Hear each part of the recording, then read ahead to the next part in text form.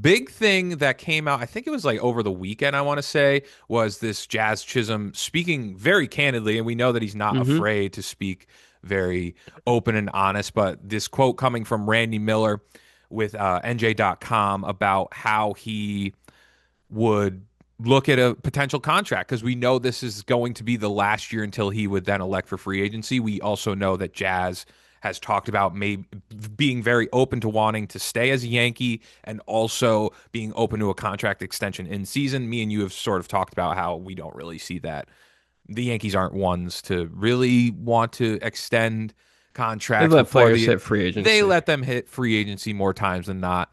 And I also think that's just a sense of how professional sports is going, that players really do want to test the market more times than not. I don't know if you would agree with that, but I think the way that that's the way that Well, the yeah, Yankees operate, and then the players are going to want to also test the market at players they're going make to more be money in curious. free agency. Yeah.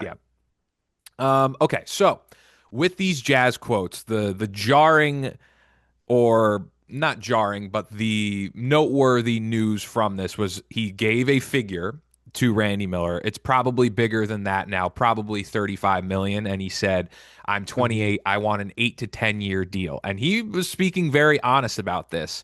Uh, and that would make Jazz, that would put him in the 280 $300 million range of that contract. If that's the annual salary and that's the amount of years that he's getting. So is Jazz Chisholm a player that's worth 35 million a year? And are the Yankees going to be a team that gives him an 8 to 10 year deal? I have thoughts on it. I'll let you talk about it, Tyler, of what you thought of the the quotes from Jazz, because I it was very honest. You don't necessarily hear players say it like that, but we know Jazz. Especially with like specific numbers and stuff. Yeah. So he's I mean, paying to be attention. no, he's paying attention. I think it's always important to know who the player's agent is as well. You know, you'll never see a Scott Boras client come out and give legitimate numbers out like that. Represented by Rock Nation Sports. So Hmm. another big agency in the sports world. But to be honest, dude, in terms of Jazz's comments, like I like the 50-50 nonsense. I like the MVP nonsense that he throws out, or maybe nonsense isn't the best word for me to use because that kind of sounds like I'm talking down on him. But I love the blind confidence he has to some degree. It comes with the other fold of that where like we're going in the playoffs. He says we're the team to beat. We're the team that's going to win the World Series. Blah blah blah blah. And when things don't happen, you get a little bit of egg on your face. Here and there. Hmm. Um, but overall, man, and we've seen reports about this too. The Yankees clubhouse, they've typically said is like almost like a relaxed corporate environment. And Hmm. I like Jazz being in there, loosening things up to Hmm. some degree. And then I like that he puts himself on this like very high pedestal, and I do it to some degree like appreciate the manifestation of it. Do I think he's worth 8 to 10 years? I don't know. I will say if Cody Bellinger is worth 5 for 42, I think Jazz is worth 6 or 7 for 35. No problems, no questions asked. Um, so I think the years are a little long. Jazz is younger than us, Rob. Hmm. Do I think he can get 6, 7, 8 years in free agency? Maybe that's not really where the market went this year. Everything kind of went to like lower AAV or higher AAV, lower, shorter term deals with some opt outs for the players. So I don't know if he'll get those long deals because it seems like teams and players and agents don't really, value that as much right now. Hmm. Um, but I think he can, and I think he is worth 35 a year, to be honest. And I think he can make an argument he'd be worth it for more than 5 years. Just given his age, I don't hate it to be honest, and I don't think it's that crazy especially when you compare to second baseman around the league. The only other guy that's really in his neck of the woods is Ketel Marte. Um, Hmm. you're talking about probably the It second best second baseman in the league. is that though, when you think about that, if the number is what he's going to be asking, is he then $15 million more a year worth than Ketel Marte? Because No, but I don't that's think like he is. comparing And Fernando Tatis's. These are deals that because got done with be, dudes that wanted to stay be, in extensions with so their teams. the way I initially thought about it, and maybe this can be a bad little comparison, but I think about it when you look at other sports and where a position is valued. And Yep. maybe the one that came to mind was maybe how running backs, and I don't know, it's not the perfect comparison because running backs are more important in their sport than they would be in second baseman. But my point being that when you look at how the position is valued traditionally and just currently now, if Jazz Chisholm gets what he is being asked, and I'll preface it with saying that I don't think the Yankees will touch what he's asking, at least for the years. Maybe they would get over that AAV and they could surprise me on a short term value. But as of now in I think he 2020, gets six for whatever he wants, close to it, honestly. I don't think so. And then I'll get into just his stuff off the field a little bit, which doesn't necessarily bother me as much, but when it comes with the weight of a contract like that, I do think that it is taken into account, is what I'll say. But Xander Bogaerts this year is going to be paid 25 million. Jose Altuve 25 million. Marcus Semien 25 million. Gleyber Torres 22 million. Ketel Marte 19 million. And then looking this year, Jazz will be paid 10 million. So clearly he needs to be paid more, and he is going to be paid more, like you said, because he is one of the best second basemen outside of maybe Ketel Marte in the league. But as I said, with the value of that position, for him to then he simply would be blasting through that annual salary at the second base position. And it sounds like he's going to stay a second baseman for a long time. There was rumors when Brian Hoke was talking about, oh, would they move him to center field? He's saying, oh, he's not going to play a different position. He's staying at second base. So he is going to be a second baseman. I think Hmm. it is it would be malpractice to pay a guy $10 million more an annual salary at that position. I just think it would be it's a little crazy to me. Now, do I think, as you said, he's a younger player, he is a important piece in this Yankees lineup. I think that he is someone that for the right price, I would bring back. I would bring back. But just I think it would be a little out of the realm of reason, and it wouldn't make a lot of sense for me to then give him 35. And here's the thing, like you said, like you opened your point with, I don't think it's a bad thing for him to be shooting for the stars. I He is going to want to get value. He knows his value is one of the best second basemen, arguably the best second baseman in the sport. Hmm. But for the way that second basemen are valued, we know that is that the route of if your second highest paid player on the team is your second baseman, is that the winning formula? And I think, like I said, of how the Yankees believe things, I don't think that Brian Cashman and I don't think the Yankees are going to think along those lines. Now, if you turn it back, and I think I made this point to you in a text message or something, the last time that they had a deal like this was Robinson Cano, 10 years, $240 million deal Hmm. that they offered him. And would I be surprised if they look at that as their somewhat recent history and say, yeah, we're okay with passing on second baseman? I could see that also in the realm of possibilities. That I do not blame Jazz Chisholm for wanting to get his money and wanting to be the highest paid second baseman, highest paid second baseman in the sport, which I do think he can be, and I honestly predict that he will be. May it be from the Yankees or someone else, I don't know.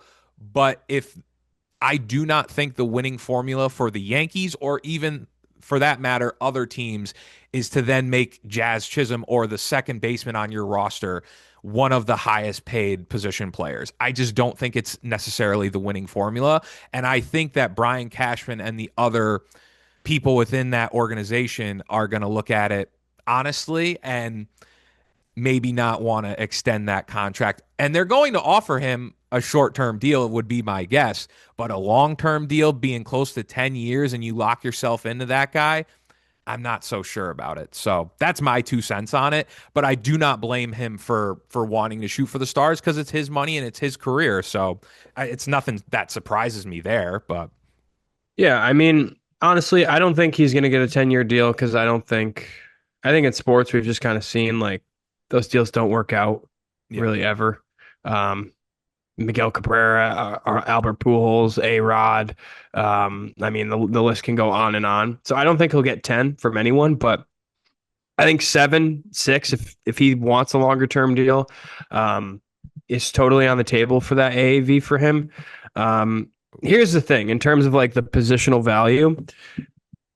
I think positional value kind of goes out the window at some point when the person you're talking about is not really in comparison to the rest of the people that play that position in the league. Like right field positional value is irrelevant for Aaron Judge because he's so much better than everyone else that plays right field. Cal Raleigh, not saying he's on the same, that Jazz is on in the same stratosphere as these guys. But Cal, his positional value at catcher, I think, is kind of irrelevant when comparing him to other catchers because he brings more to the table. If you're comparing Jazz to Xander Bogaerts, Altuve, I think Jazz is in genuinely a different planet than both those guys currently. I mean, Xander's coming off a 2 WAR season where he had a 99 OPS plus. Altuve is 35 and is coming off a half WAR season, and he played 155 games. Jazz went 30 for 30 or went 30-30, missed 6 weeks, and is genuinely the best second baseman not named Ketel Marte. I think the only guys that are kind of in his world of comparison, you can talk about like the Nico Horners of the world, where Jazz is a better hitter than Nico. Nico's, obviously can play second and short and is better defensively. Bryce Terang kind of rings a bell as well. Again, a guy that Jazz is better than offensively, but Bryce, kind of brings a little bit of a different approach defensively and then offensively too in terms of making contact a little bit more.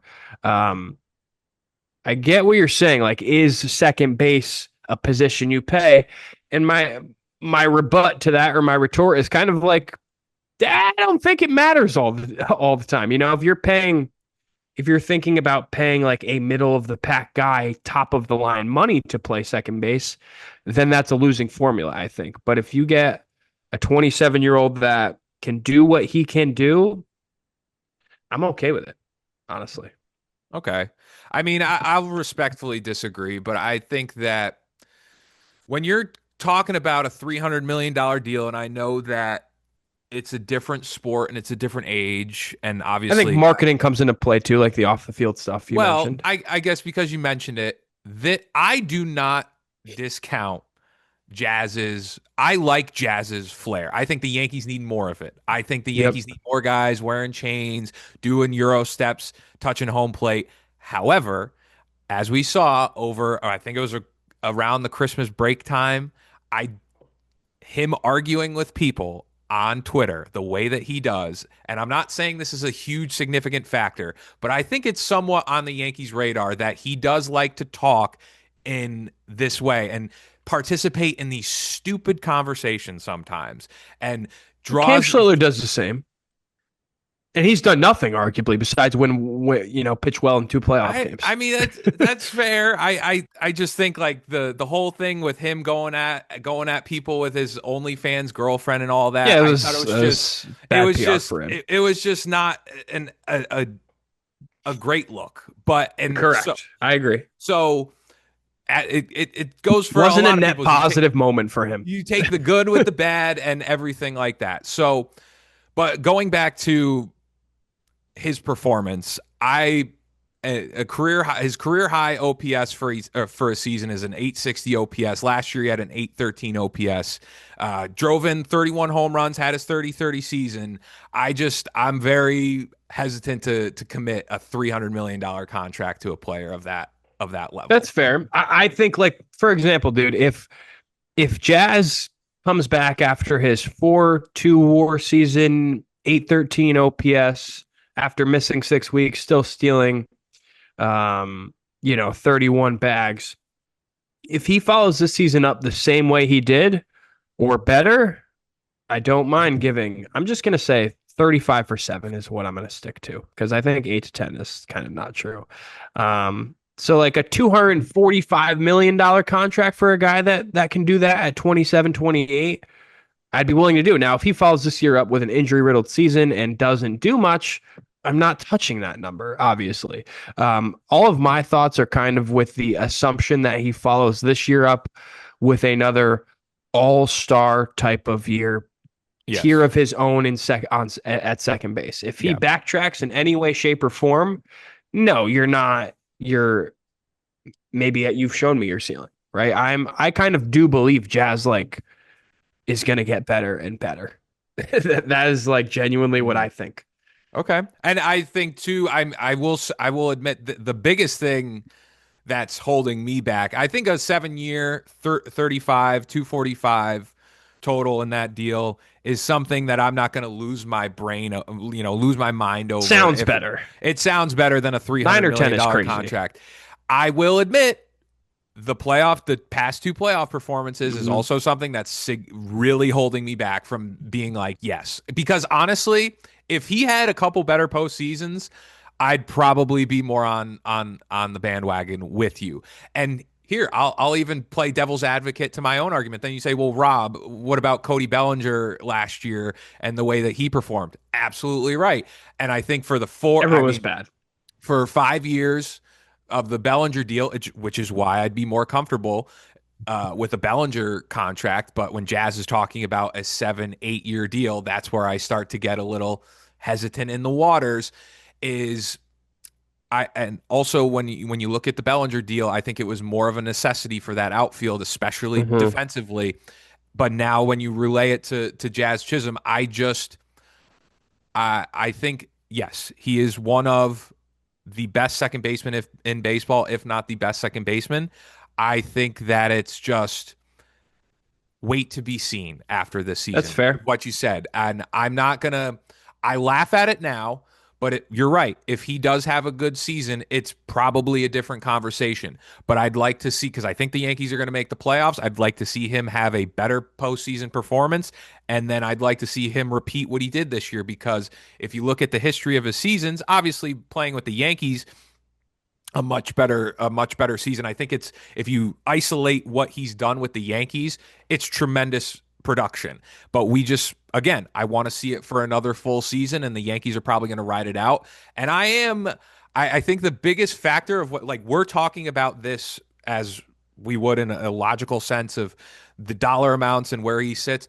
I the biggest factor is how Brian Cashman and the Yankees really value him. Yeah. That's really the biggest thing Mm-hmm. in how they value him and what they look. Because we've heard from Like if they some think George rumbling Lombard can come up and do half of what Jazz does, they're probably just move on. that's the thing. And You know? while we totally understand that you can make the argument that that's a stupid logic, but Yeah. it really comes that we can say, well, Jazz has this value here. He has a uh, this OPS, this WAR, this that. But Yanks were ready to do it with Belly this year. They were going to look at Jason and Trent and go, "Can these two guys replace Belly?" And they went, "Yeah, probably pretty close." We add in Austin Hayes, Randall Grichuk, yeah, And that's you know. exactly they said, "Here you go, Cody. We do value you, but this is But our at this cap." number, And so I think that they're going to, and that's a good point. They're probably going to do the exact same thing with yeah. Jazz Chisholm. So And I don't. It's not like the wrong way to operate, to be honest. Like I think there are outliers, like Aaron Judge. Like you don't get to like just place a numerical number on his value, mhm. right? Like Juan Soto, you can't really do the same either.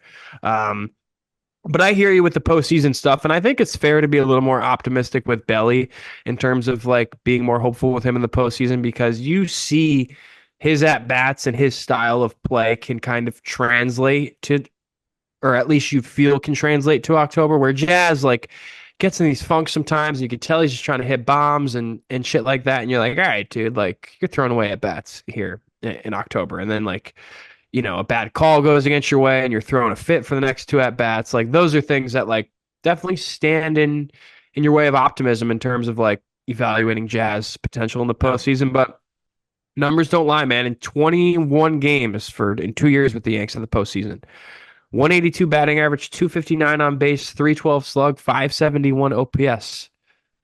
It's not what you want. Yeah, and that and I said it to you. That's probably the thing that is standing out the most to me that is holding me back from giving him that amount of dollars. And I know how Yes. important he is to this lineup, but the long-term outlook, as we mentioned with the Yankees, and this is what matters, our opinions at the end of the day don't matter. If the Yankees go, yeah, hasn't really stood out to us, we could Yep. probably make it up elsewhere. And that's where it's Hmm. really gonna come in a form of whether or not they pay him a contract. But my guess on February 27th of 2025, 2026, I think that I think they're going to ride out the rest of the season, and we'll see what the performance is. And I don't think the Yankees are really going to move an inch Yeah. on how they feel about him, and that's the way it's going to be. That's just I, my th- opinion. I agree with you there. And here's the thing too, is I think I don't think Jazz can be like your I don't think on a team Jazz can be like your like a championship contending team. I don't think Jazz can be like your second or third best hitter. Well, Like he that's needs to, another and then yeah, are you paying your fourth best hitter $35 million plus dollars for half a decade or more? correct. So you can play devil's advocate both ways, and I totally get it because like right now I do think Jazz fits well in this lineup because I think Ben Rice, Belly, Judge, and Stan honestly are all better, if not equal to hitters than Jazz. So I think he slots in nice as like a, equal four or a right behind, Mhm. fifth best hitter on the But team. as you said, you're hopeful that he's going to get better, and Yes, that's yeah. correct. Yeah. Mhm. Okay. Buying I'm stock hopeful virtually. too. I would love I think Jazz Chisholm is a very good player, and I think that his style of play, the athleticism, the flair, pimped home runs, I do like Yep. it. But when it comes down to, as you said, is when you're paying him close to what a second or third best player in the lineup is, I'm really not sure about that. And especially now with his postseason resume, I'm not so sure about it.